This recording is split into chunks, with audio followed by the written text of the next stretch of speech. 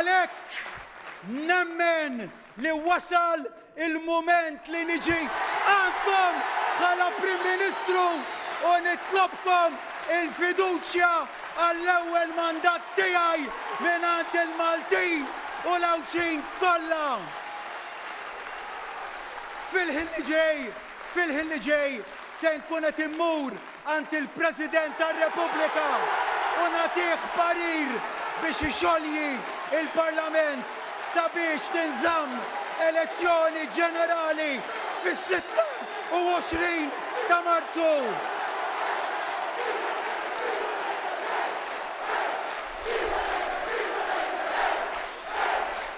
Kien b'dan il-kliem li l-Prim Ministru mexxej Laburista Robert Abela talab lil poplu Malti u Awċi biex jażel f'attività politika fil-Florjana u ħabbar id-data tal-elezzjoni ġenerali u fi sfond ta' ċabċib minn folla kbira u sabiħa. Robert Abela għal kif lajta tal-Partit Laburista se tkun Malta flimkien.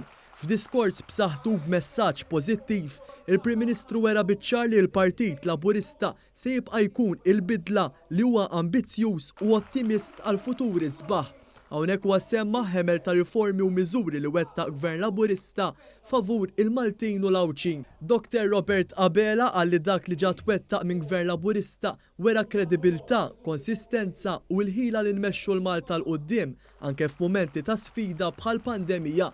Saħaq li dak li l-Partit Laburista se jippreżenta millum il-qudiem u għal-pjan għal-futur. Hawnhekk huwa ddikjara li dawn il-fatturi pożittivi waslu sabiex bħala Prim Ministru jitlob il-poplu jażel gvern li jieħdu l-qudiem brasu mistrieħa.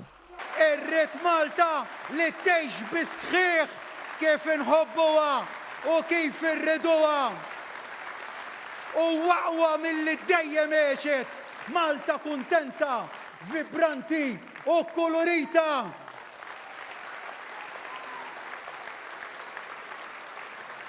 U la darba inkunu tlaqna f'dik id-direzzjoni m'għandu jidħol xejn fin-nofs.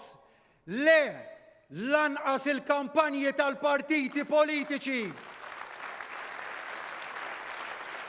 Dak irrid ikun żmien fejn niffukaw biss fuq it-tmun tal-pajjiż.